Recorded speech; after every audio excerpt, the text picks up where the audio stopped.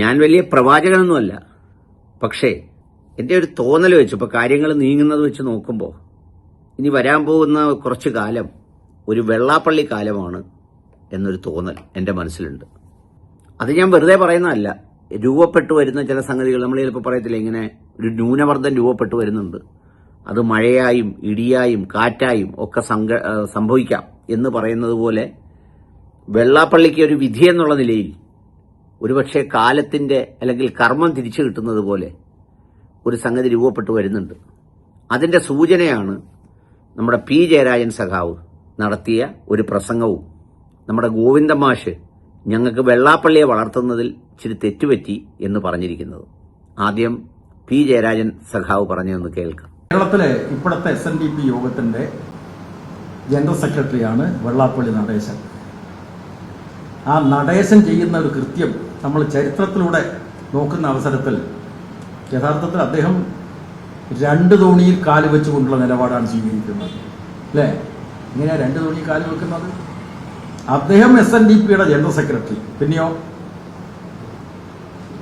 നവോത്ഥാന സമിതിയുടെ, കേരളത്തിലെ അന്നത്തെ ഗവൺമെന്റ് രൂപീകരിച്ച നവോത്ഥാന സമിതിയുടെ നായകസ്ഥാനത്ത് വരിക, പിന്നെയോ മകനെ BDSന്റെ ജനറൽ സെക്രട്ടറി ആക്കുക.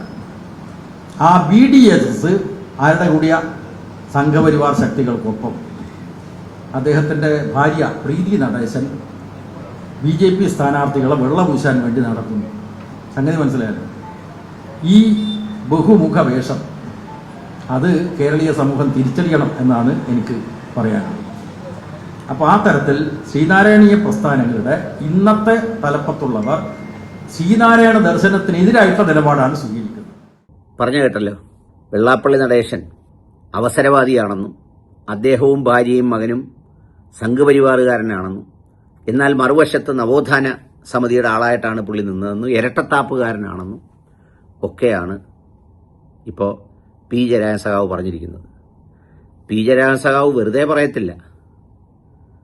ഒന്നും കാണാതെ ഉപ്പ വള്ളി പോത്തില്ലെന്ന് പറഞ്ഞതുപോലെ എന്താണ് ഇപ്പോൾ പി ജയരാജൻ സഖാവ് പറഞ്ഞാൽ കാരണമെന്ന് വെച്ചാൽ, അവരുടെ വിലയിരുത്തൽ രേഖ പരിശോധിച്ചപ്പോൾ വെള്ളാപ്പള്ളി ഇനി ഒപ്പം കൂട്ടുന്നത് അത്ര പന്തിയല്ലെന്ന് തോന്നി. സത്യത്തിൽ എനിക്ക് തോന്നിയത് പാർലമെന്റ് ഇലക്ഷൻ കഴിയുമ്പോൾ വെള്ളാപ്പള്ളിക്കെതിരെ പണ്ട് VS എടുത്തതുപോലെ നിലപാട് സ്വീകരിക്കും. കാരണം CPM-നാണ് ഈഴവ സമുദായത്തിനകത്ത് കരുത്തോടെ ഇടപെടാൻ കഴിയുന്നത് അവർക്കാണ്. അപ്പം അതുകൊണ്ട് അവരിതിൽ ഇടപെടുമെന്നാണ് ഞാൻ വിചാരിച്ചത്. പക്ഷേ ഇടപെടുന്നതിന് പകരം മറിച്ചാണ് സംഭവിച്ചത്.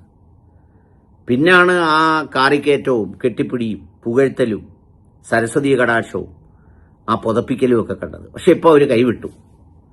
ഇനി അവർ ഓരോരുത്തരും ആഞ്ഞടിക്കും. CPM-ന് ഒരു പ്രത്യേകതയുണ്ട്. അവർ പാർട്ടി തീരുമാനിച്ചു കഴിഞ്ഞാൽ ഇങ്ങി അറ്റമുള്ള ശിവപ്രസാദ് മുതൽ അങ്ങറ്റമുള്ള MA ബേബി വരെ, ഞാൻ പറഞ്ഞത് പാർട്ടിയുടെ ദേശീയ ജനറൽ സെക്രട്ടറി വരെ ഒരേ ലൈനിലടിക്കും. ഈ അടിയെല്ലാം കൊള്ളാൻ പോകുന്നത് വെള്ളാപ്പള്ളി നടേശനാണ്. മറുവശത്തോ ആർക്കും വെള്ളാപ്പള്ളി നടേശനെ പിന്തുണയ്ക്കാനും പറ്റൂല. എന്ന് പറഞ്ഞാൽ അനുഗ്രഹം വാങ്ങിക്കാൻ പോയ ബിന്ദു എയറിലായിട്ട് ഇതുവരെ ഇറങ്ങിയിട്ടില്ല.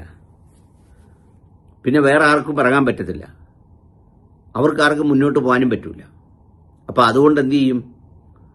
അവർക്കും സംരക്ഷിക്കാൻ പറ്റൂല, ഇവിടുന്നൊട്ട് സംരക്ഷണം കിട്ടൂല. കേരളത്തിൽ BJPയുടെ സംരക്ഷണം കൊണ്ട് വെള്ളാപ്പള്ളി നടേശന് വലിയ ഗുണവുമില്ല. ആ കാണുന്ന കരിമ്പൂച്ചയുടെ ഗുണവേ ഉള്ളൂ. ഇനിയിപ്പോൾ വെള്ളാപ്പള്ളി നടേശനെതിരെയുള്ള ഇത്രയും നാൾ രഹസ്യമായും ചാഞ്ഞും ചരിഞ്ഞും ഒക്കെ പ്രവർത്തിച്ചവരൊക്കെ രംഗത്ത് വരും. അദ്ദേഹത്തിന്റെ പരസ്യ പ്രചരണക്കാർ നിശബ്ദരാവും. ഈ രണ്ട് വശത്തു നിന്നും കടുത്ത ആക്രമണം ഉണ്ടാവും. ശാരീരിക ആക്രമണമല്ല, സ്റ്റേറ്റ്മെന്റുകളും നടപടികളും ചിലപ്പോൾ ഉണ്ടാവും. അതിന്റെ ഭാഗമാണ് നമ്മുടെ VM സുധീരൻ മഹേഷന്റെ ആത്മഹത്യയെക്കുറിച്ച് അന്വേഷിക്കണം എന്ന് പറഞ്ഞൊരു കത്ത് കൊടുത്തിരിക്കുന്നത് വെറുതെയല്ല. അതിൽ കുറച്ച് പൊളിറ്റിക്കൽ മാനമൊക്കെ ഉണ്ട്.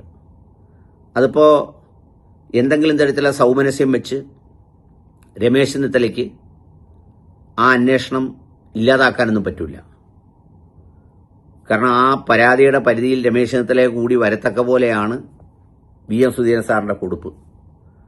അപ്പം ചുരുക്കത്തിൽ കേരളത്തിന്റെ രാഷ്ട്രീയ ശാക്തീകരണ പ്രക്രിയയിൽ ഏറ്റവും കൂടുതൽ എല്ലാവരും കൂടി ഇനി കൈകാര്യം ചെയ്യാൻ പോകുന്നത് വെള്ളാപ്പള്ളി സാറിനെ ആയിരിക്കും എന്നതാണ് അതിൻ്റെ ഒരു സൂചന. അതുകൊണ്ട് ഇനി കുറച്ചു കാലമെങ്കിലും കേരളത്തിൽ വെള്ളാപ്പള്ളി കാലമായിരിക്കും, അതും 90-ാം വയസ്സിൽ.